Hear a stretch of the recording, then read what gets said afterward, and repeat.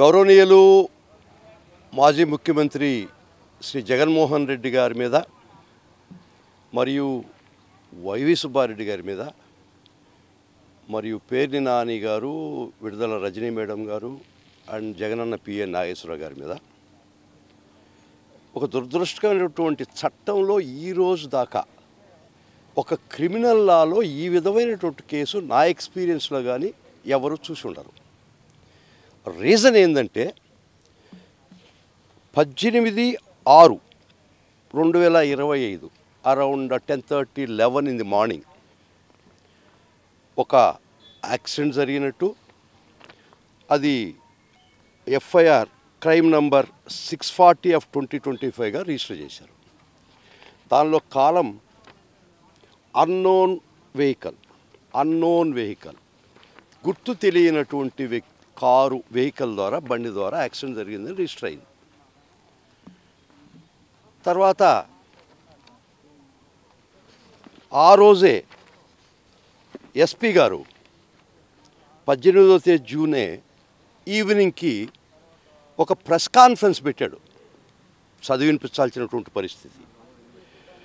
ఈ accident AP 26 CE 0001 అనే vehicle స్పెసిఫిక్గా యాక్సిడెంట్లో ఇన్వాల్వ్ అయింది.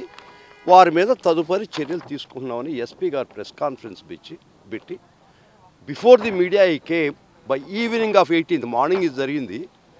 ఈవినింగ్ ప్రెస్ కాన్ఫరెన్స్ పెట్టి ఒక particular car Tata safari AP 26 CV 001 అనే వెహికల్ స్పెసిఫిక్గా ఈ బండి యాక్సిడెంట్ జరిగింది, జగన్మోహన్ రెడ్డి గారు ప్రయాణిస్తున్నటువంటి కారు కాదు, వేరే కారు అని చెప్పడం జరిగింది. అందుకని ఆ కార్ డ్రైవర్ను కూడా నాకు తెలిసినంత వరకు అరెస్ట్ చేసి స్టేషన్ బెయిల్ ఇవ్వడం కూడా జరిగింది. ఆ కారు కొద్ది రోజుల దాకా నల్లపాడు పోలీస్ స్టేషన్లో ఉంది. ఇది వాళ్ళు చెప్పినట్టు యాక్సిడెంట్కి చెప్పినటువంటి వెహికల్. ఇది మొత్తంగా చూసుకుంటే జగన్మోహన్ రెడ్డి కారు కాదు, వారు ప్రయాణిస్తున్నట్టు కారు కాదు అని స్పెసిఫిక్గా కారు నెంబర్తో కూడా చెప్పినటువంటి ఎస్పీ గారు. తర్వాత మ్యాలిస్, మ్యానిపులేషన్స్ అండ్ వెంజన్స్, దీనిలో రాజకీయ శక్తులు జొరబడి జగన్మోహన్ రెడ్డి గారిని బదనాం చేయాలన్నటువంటి పరిస్థితి తీసుకురావడం జరిగింది.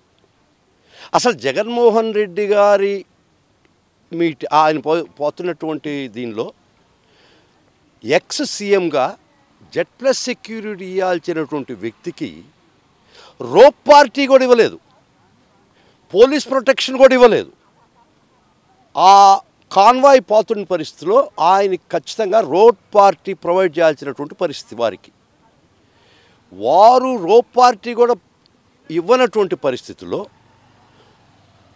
ఎస్పీ గారి మాటలను బట్టి కూడా జగన్మోహన్ రెడ్డి గారు ప్రయాణిస్తున్న కారు కాదు అన్నటువంటి స్టేట్మెంట్ ఇచ్చిన తర్వాత కూడా వారు ఒక ఆల్టరేషన్ మెమో ఫైల్ చేశారు.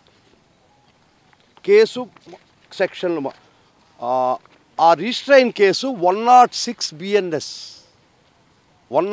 BNS అంటే 304A ర్యాష్ అండ్ నెగ్లిజెంట్ వల్ల ఏదైనా ప్రమాదం జరిగితే దానికి 106 BNS, పాత IPCలో అయితే 304A రిజిస్టర్ చేస్తారు.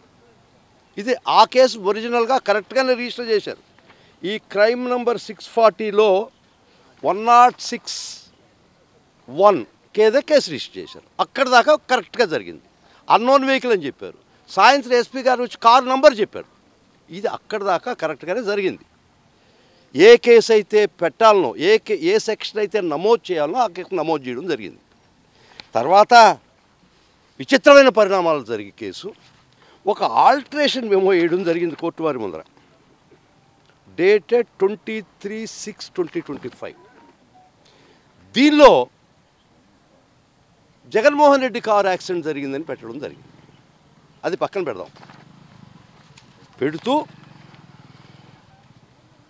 AP 26 CE జరిగినటువంటి 106 304A కేసు రిజిస్టర్ చేశారు.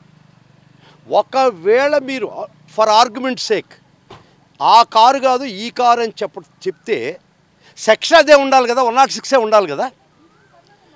కారుకి వ్యక్తికి చట్టం మారుతుందా? ఆ 105, 106 బిఎన్ఎస్ కింద రిజిస్టర్ చేసినటువంటి కేసు పరిణామం చెంది ఆల్టరేషన్ మెమోలో 105 and 49 బిఎన్ఎస్ కింద తీసుకొచ్చారు. 105 అంటే ఏంది? ఆ కారు అయితే మటుకు 106, 304A. జగన్మోహన్ రెడ్డి గారు ప్రయాణిస్తున్న కారు అయితే మటుకు 106. అంటే అది ఒక దారుణమైన సెక్షన్ యాడ్ జరిగింది. Culpable homicide not amounting to murder. దానికి ప్రూవ్ చేయాల్సింది చంపాలని ఉద్దేశం ఉండాలి. ఆ సెక్షన్కి ఈ జగన్మోహన్ రెడ్డి గారి కారు వారి ప్రకారం ఇన్వాల్వ్ కాలే. కానీ మీరు పెట్టదలుచుకున్నారు. ఆ 106 ఉండాలి కదా, 105 కింద కన్వర్ట్ అయింది. ఇంకా మరి విచిత్రమైన విషయం, ఏ క్రిమినల్ లా తెలిసిన వ్యక్తి కూడా మినిమం అర్థమయ్యేది, క్రిమినల్ లాలో వైకేరియస్ లయబిలిటీ లేదు. అంటే డ్రైవర్ యాక్సిడెంట్ చేస్తే జగన్మోహన్ రెడ్డి గారు కార్ డ్రైవర్ చేయలేదు అనుకున్నాం. వాళ్ళ ఆర్గ్యుమెంట్ ప్రకారం, మీ కేసు ప్రకారం కూడా జగన్మోహన్ రెడ్డి కారు యాక్సిడెంట్ చేసేది కేసు మీరు బనాయించారు, మార్పు చేశారు.